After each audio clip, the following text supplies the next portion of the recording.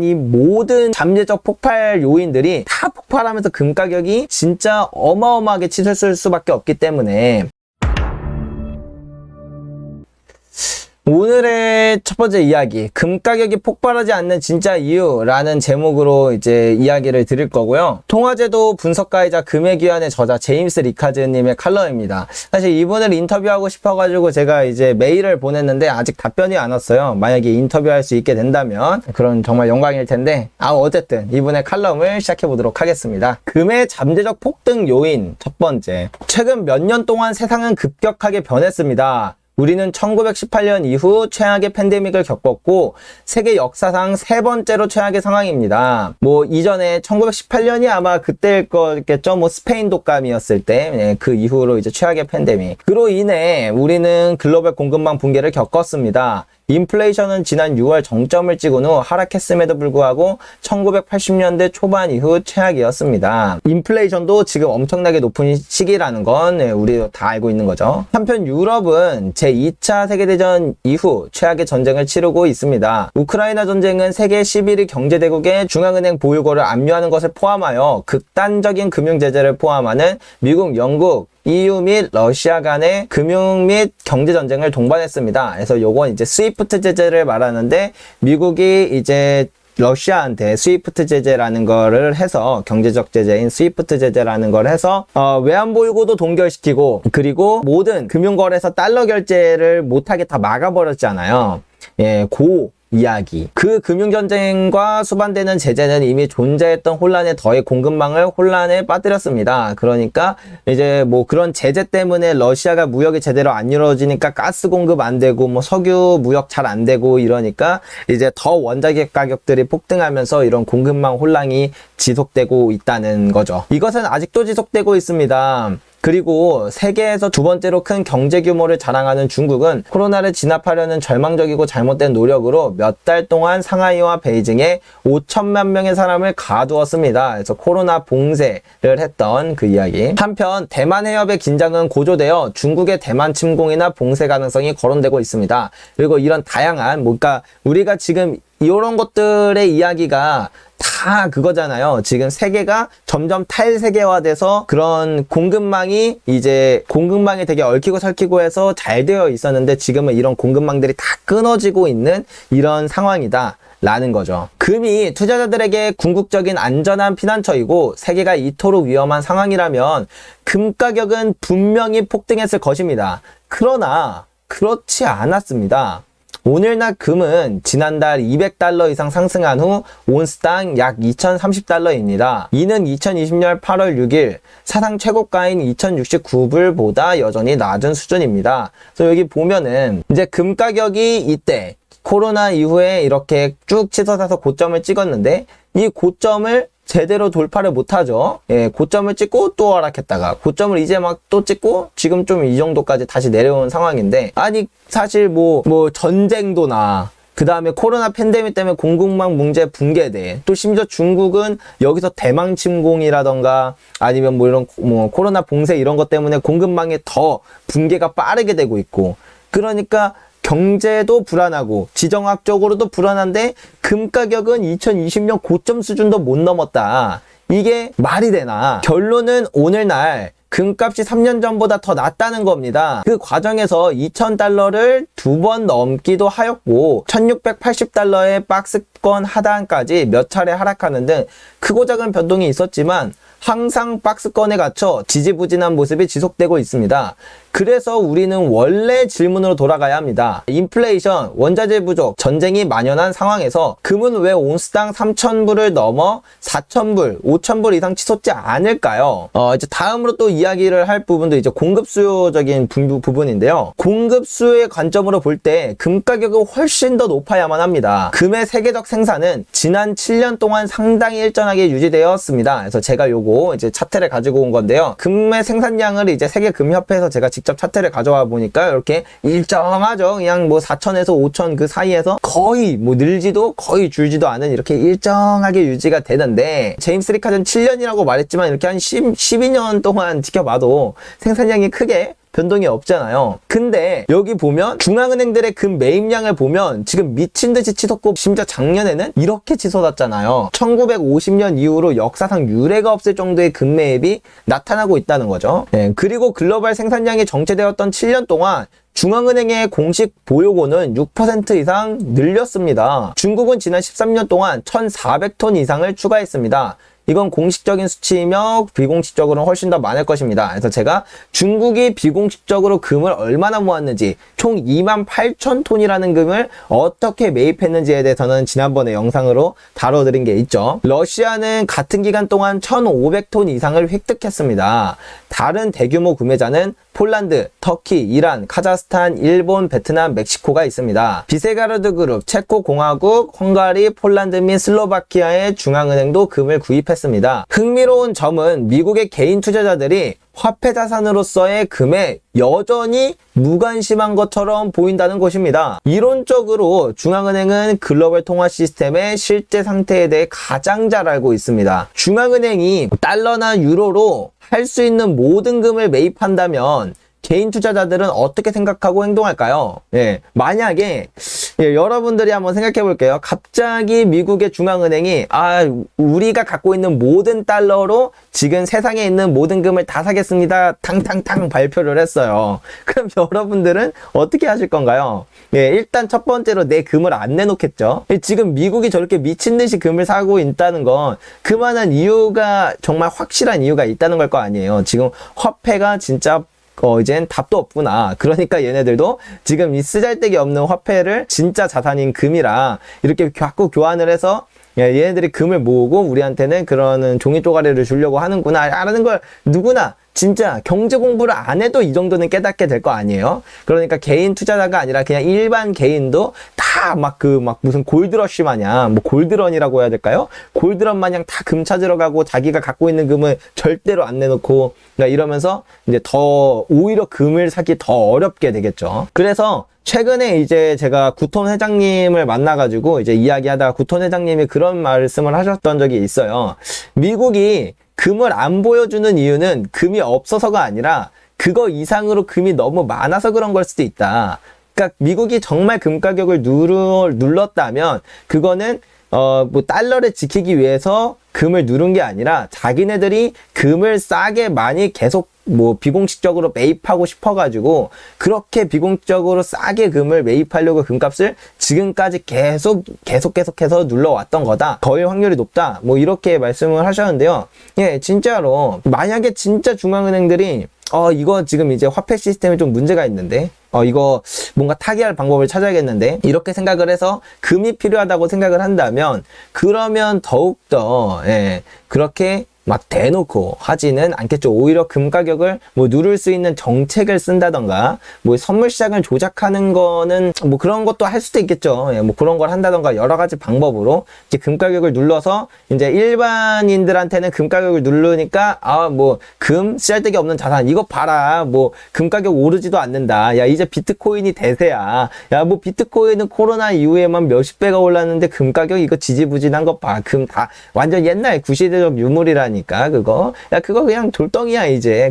그게 무슨 가치가 있냐 요즘. 약간 요렇게 생각하게 만들고 자기네들 이렇게 사사사 이게 그러면서 이제 사람들이 이제 막 금 빨리 팔도록 유도시키고 약간 그런 게 아닌가 음모론입니다. 음모론이고요. 저는 그렇게 생각하지 않고 그냥 이런 음모론이 있다 이런 느낌입니다. 뭔 말인지 아시죠? 물론 중앙은행 보유량은 전체 지상금의 약 17.5%에 불과하며 금괴 투자자와 보석류에 대한 수요가 훨씬 더 많습니다. 그러니까 전 지구상에 있는 모든 금의 17.5%만이 이제 중앙은행이 보유하고 있고 나머지 거의 82.5% 그러니까 나머지 거의 80%는 사실 개인들, 민간이 보유하고 있다는 거잖아요. 그럼에도 불구하고 중앙은행은 틀림없이 가장 지식이 풍부한 시장 참여자입니다. 금 보유량의 꾸준한 증가는 의미가 있습니다. 그러니까 사실 우리처럼 이렇게 금에 대해서 관심이 많는 사람이야 중앙은행이 지금 미친 듯이 지금 금을 사 모으고 있다는 걸 알지만 일반인들은 금에 관심이 없어요. 그러니까 금에 관심이 생기려면 중앙은행들이 금을 사서 관심을 생기는 게 아니라 금 가격이 올라서 관심이 생겼을 때 중앙은행들이 금을 이렇게 많이 사고 있구나 라는 걸 깨닫잖아요. 그렇기 때문에 지금 이렇게 쥐도 새도 모르게 중앙은행들이 금을 진짜 미친 척 매수하고 있는 것 자체가 큰 의미가 있다는 거죠. 금의 잠재적 폭등 요인 두 번째, 이제 뒤에서는 그 얘기 나와요. 이런 엄청난 잠재적 폭등 요인들이 막 빗발치는데 왜 금 가격이 그동안 안 올랐던 거냐, 진짜 미국이 금 가격을 조작하고 있었던 거냐, 뭐 이런 거에 대한 내용이 뒤에 나옵니다. 금리도 보조적인 역할을 합니다. 지난 3년 동안 금 가격의 많은 방향성 움직임은 금리 움직임과 관련이 있습니다. 상관관계가 완벽하지는 않지만 강력합니다. 2020년 말 금 가격의 랠리는 10년 만기 미국 국채금리가 2019년 12월 19일 1.93%에서 2020년 7월 31일 0.508%로 하락한 것과 관련이 있습니다. 그러니까 미국의 기준금리가 1.9%에서 0.5%로 크게 하락하니까 이제 금 가격에 랠리가 탁 치솟았죠. 그러니까 미국 국채금리가 하락했다는 건 그만큼 달러의 가치가 하락했다는 뜻이니까, 돈의 값이 하락했다는 뜻이니까. 마찬가지로 2021년 2월 이후 금 가격 하락은 10년 만기 국채금리가 2021년 1월 2일 1%에서 2022년 5월 2일 3.1%로 인상된 것과 관련이 있습니다. 그러니까 이제 2021년 2월 이후에 금 가격이 크게 하락했던 이유는 또 미국의 금리가 1%에서 3%로 크게 치솟으니까 이 달러에 대한 가치가 크게 상승하면서 대조적으로 금 가격이 하락했다는 거죠. 금리는 오늘 현재 3.44%입니다. 그러나 저는 10년 만기 국채금리가 다시 하락할 것이며 글로벌 성장이 약해짐에 따라 계속 하락할 것이라고 믿습니다. 그것은 금 투자자들에게 희소식입니다. 지금 이미 미국이 기준금리를 이제 올릴 수 있는 거의 한계점까지 왔다는 건 시장 참여자들이 거의 다 알죠. 지금 기준금리가 5월 FOMC 때 한 번 올리는 게 거의 최고 마지노선이다 라는 게 이제 베이스로 깔려 있어요. 왜냐하면 이미 경제 지표들 다 박살났죠. 심지어 고용 지표들도 요즘 안 좋게 발표돼요. 그리고 물가가 빠르게 식고 있어요. 이 모든 것들이 갖춰졌는데 여기서 금리를 더 올린다는 건 진짜 쌍욕을 먹어도 진짜 뭐 모든 사람들한테 다 쌍욕을 먹을 행동이고, 그 다음에 더 이상 올릴 명분 자체가 없으니까 이제 더 이상 올릴 수가 없어서, 그래서 미국 국채금리는 이미 기준금리가 아직 그 고점을 안 찍었는데 먼저 지금 좀 하락하고 있는 추세거든요. 그래서 이제 앞으로는 기준금리가 하락하는 일밖에 안 남았잖아요. 고점에 다가왔으니까. 그러니까 이제 금리가 계속 하락한다는 건 달러의 가치가, 그동안 강세였던 달러의 이 가치가 점점 약세가 돼가면서 이제 이게 금 투자들에게는 희소식이 될 수 있다, 이렇게 보는 거죠. 연준의 정책으로 인해 단기 금리는 상승했지만 투자자들은 연준이 경기 침체를 야기할 것이라고 보기 때문에 장기 금리는 하락할 것입니다. 이는 금 가격 상승과 관련이 있습니다. 시장 공급 수요 조건이 금에 유리하고 전반적인 금리 환경도 금에 유리하지만 어느 쪽도 금이 2,000달러 이상으로 지속적으로 끌어올리는데 필요한 힘을 갖고 있지 않은 것 같습니다. 자, 보세요. 자, 우리가 보면은 뭐 전쟁 원자재 공급 안 좋아, 그리고 뭐 코로나 팬데믹으로 공급망 문제 그냥 박살나, 심지어 중국은 대만 침공한다 그래서 전쟁 확산 가능성도 높아지고 있어. 막 뱅크런 현상으로 막 지금 금융 시스템도 안 좋아. 그리고 이제 금리는 최고점 와서 이제 내릴 일밖에 안 남았어. 그리고 이제 뭐 중앙은행들은 미친 듯이 금 사고 있고 공급은 오히려 줄어들고 있어. 금의 공급은 오히려 줄어들고 있어. 이 모든 진짜 금 가격이 오를 만한 모든 요인들이 지금 다 갖추고 있는데 왜 금 가격이 아직도 2020년 이후 그 고점을 넘지도 못하냐? 왜 그것도 넘지 못하냐? 이제 그거에 대해서 도대체 이유가 뭔지에 대해 이제 제임스 리카즈가 이야기를 합니다. 지난 3년 동안 금이 억눌렸던 주된 이유는 달러 강세였습니다. 결국 금의 달러 가격은 실제로 달러 강세의 역수일 뿐입니다. 달러 약세는 금의 달러 가격 상승을 의미합니다. 강한 달러는 금의 달러 가격이 낮아진다는 것을 의미합니다. 그래서 실제로 제가 달러 인덱스랑 금 가격이 이렇게 반대로 움직인다는 걸 여러 번 말씀을 드렸었잖아요. 달러 지수가 이렇게 크게 폭등하니까 이제 금 가격이 크게 주저앉고, 그 다음에 달러 지수가 이렇게 쭉 떨어지니까 금 가격이 쭉 오르고, 그리고 이제 달러 지수가 다시 이렇게 쭉 올라가니까 이제 금 가격이 떨어지고, 요런 이렇게 반대로 움직이는 현상이 있어요. 그래서 실제로 우리나라도 이제 달러 지수랑 이제 원 달러 환율에 또 그게 비슷하다 보니까, 상관관계가 높다 보니까 보통 금값이 오르면 환율이 떨어져요. 그러니까 요런 상관관계가 있다. 되게 높다. 그래서 우리가 보아온 모든 인플레이션 속에서 강한 달러를 상상하는 것은 역설적으로 보일 수 있습니다. 인플레이션이 높다는 건 그 화폐의 가치가 빠르게 하락한다는 거를 의미하는데, 근데 달러가 강세로 간다? 이게 뭔가 모순이잖아요. 좀 역설적이잖아요. 근데 하지만 사실입니다. 예, 그쵸? 이 고인플레이션에서 오히려 달러가 강세였잖아요. 지난 3년 동안 놀라운 점은 금이 치솟지 않았다는 사실이 아닙니다. 그것은 금이 지속적으로 강한 달러에 직면하여 스스로 유지했다는 것입니다. 금리를 지금 미친 듯이 올렸잖아요. 거의 지금 5%까지 올렸는데, 그로 인해서 지금 달러도 미친 듯이 이렇게 치솟았죠. 달러 지수도 미친 듯이 이렇게 치솟았죠. 그러다 보니까 이 달러 지수가 치솟으면 금 가격은 어떻게 된다? 금 가격은 반대로 이렇게 하락한다. 예, 달러 지수가 오르면 금 가격이 하락하는 건 너무 당연한 거예요. 근데 이렇게 오히려 금 가격은 폭락했어야 되죠. 달러 지수가 지금 오른 수준을 한번 보여드리면요. 보시면 달러 지수가 이제 2021년부터 미친 듯이 폭등을 해요. 진짜 이 폭등하는 수준이, 와, 이거는 이제 뭐 2000년 닷컴 버블이나 2008년 글로벌 금융위기 때보다 오히려 더 높아요. 네, 더 높은 수준으로 달러 강세가 이어졌다는 거죠. 그러니까 이 정도 수준이 거의 좀 진짜 드문 경우가 될 정도로 달러 지수가 미친 듯이 폭등을 했는데, 그 기간 동안 2021년부터 그다음 현재 기간 동안 금은 폭락을 했어야 되는데 생각보다 잘 버텨줬다는 거죠. 이게 중요하다고 지금 제임스 리카즈는 이야기를 하는 겁니다. 그래서 다음 질문으로 이어집니다. 달러 강세의 배후에는 무엇이 있었으며 무엇이 달러를 갑자기 강화시켜서 금 가격을 급락하게 만들 수 있었습니까? 달러 강세는 은행 대차대조표와 헤지펀드 파생 상품 포지션에서 레버리지를 지원하기 위해 필요한 달러 표시 담보에 대한 수요에 의해 주도되었습니다. 그 고품질 담보는 공급이 부족했습니다. 요 말이 무슨 말이냐면요. 이 투자기관들이 돈을 어떻게 마련하냐면요.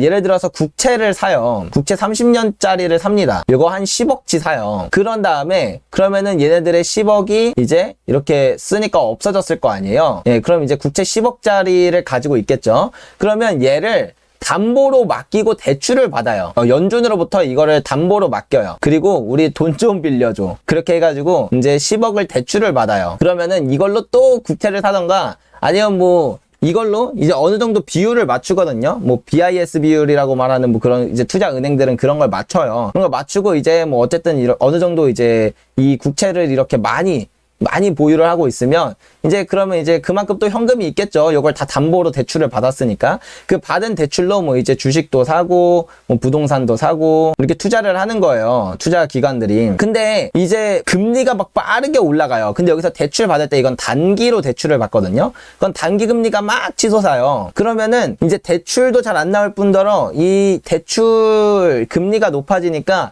이게 못 버팁니다. 못 버텨요. 그러면 이제 요거를 처분하고 국채를 이제 다시 매도를 치겠죠. 국대를 매도를 칩니다. 국채를 매도를 쳐서 이게 빨리 다시 현금을 찾아야 돼요. 현금을 어떻게든 마련을 해야 돼요. 그러니까 연준이 기준금리라는 게 단기금리를 이야기하거든요. 단기금리를 올리니까 여기에서 문제가 터지면서 투자기관들은 달러를 찾게 되는 거예요. 그러니까 달러 강세를 강제적으로 만드는 거죠. 얘네들이 이 레버리지, 이 대출 구조를 통해서 레버리지를 엄청 많이 쓰니까 이 레버리지가 높은 만큼 금리가 조금만 올라도 대출 이자에 대한 감당이 안 돼서 빠르게 뭐 자산을 매각하고 그 다음에 달러를 빨리 찾으려는 그런 것들이 생기다 보니까 이 달러에 대한 수요가 급증을 해서 이제 달러 강세를 만드는 거죠. 네, 그 이야기가 이 이야기입니다. 은행들이 희소한 담보를 찾기 위해 혈안이 되면서 재무부 어음 대금을 지불하기 위해 달러가 필요합니다.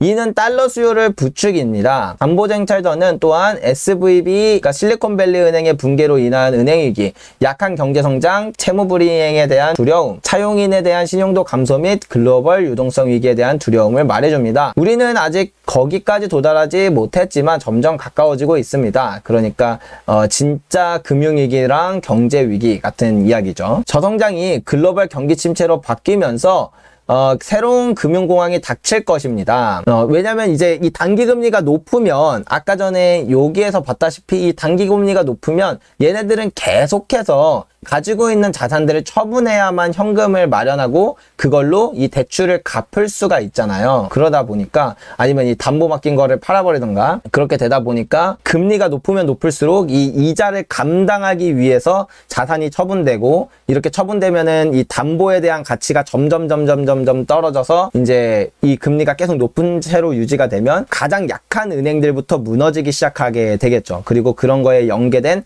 이제 뭐 다른 대형 은행들이 도미노처럼 쓰러질 수도 있고요. 그 시점에서 특히 미국의 공격적인 제재와 중국, 러시아, 터키, 인도와 같은 주요 경제국이 가능한 한 미국 달러 시스템을 피하려는 욕구를 감안할 때 달러 자체가 더 이상 안전한 피난처가 될 수 없습니다. 왜냐면 달러를 외환보유고에 갖고 있는데 미국이 뭐 그냥 말 한마디에 이 외환보유고가 동결되고, 그리고 모든 달러 거래가 다 막혀버릴 수도 있는데 이게 더 이상 안전자산이 아닌 거잖아요. 거기다 플러스 알파로 미국이 이렇게 뭔가 화폐를 남발하는 그런 걸로 인해서 인플레이션이 되게 높은 시점이고, 그리고 이미 이런 탈세계화로 인해서 달러의 가치가 미친 듯이 지금 이렇게 하락하고 있는 추세인데, 그렇기 때문에 내가 달러를 보유한다는 것 자체가 내 자산에 대한 가치가 떨어지는 것을 의미하기 때문에 이 두 가지로 인해서 더 이상 달러는 안전자산이라고 생각을 할 수가 없게 되는 거겠죠. 이 패닉이 닥치고 달러가 더 이상 신뢰할 수 없는 것으로 간주되면 세계는 금으로 바뀔 것입니다. 금 가격의 횡보 움직임에 대한 불만은 이해할 수 있습니다. 그러나 커튼 뒤에서 새로운 유동성 위기가 다가오고 있습니다. 투자자들은 오늘의 가격을 선물로 생각해야 하며,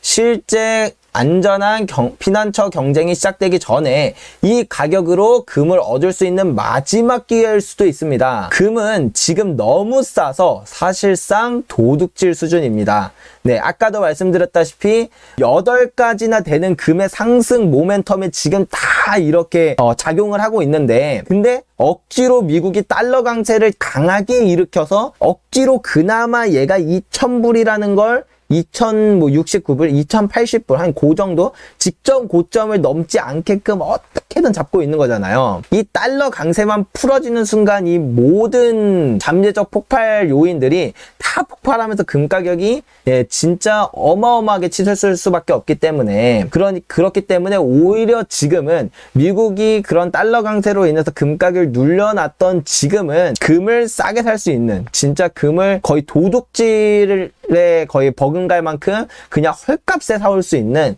그런 마지막 기회다 라는 이야기를 이제 제임스 리카즈의 그런 칼럼을 대신 전달드려 봤습니다. 금이 진짜 솔직히 엄청 싸긴 해요. 모든 부분을 다 동의하는 건 아니지만, 첫 번째, 달러는 앞으로 약세가 될 거다.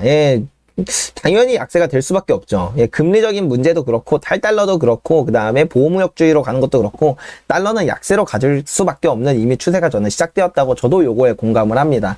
그리고 이제 다른 뭐 이제 금 가격이 상승할 수밖에 없는 요인들은 이미 다 치고 나오고 있는 상황이라 진짜 얼마 안 남았다, 저도 그런 생각은 들어요. 근데 이제 뭐 물론 진짜 치고 나가는 건 저는 뭐 경제위기가 한번 발생을 하면 그 이후일 거고, 만약에 경제위기를 발생하지 않게 그냥 유동성으로 막아버리면, 그러면 이제 그때부터는 더 이상 걷잡을 수 없는 수준이 되지 않을까라는 생각도 저는 공감이 되는 것 같더라고요.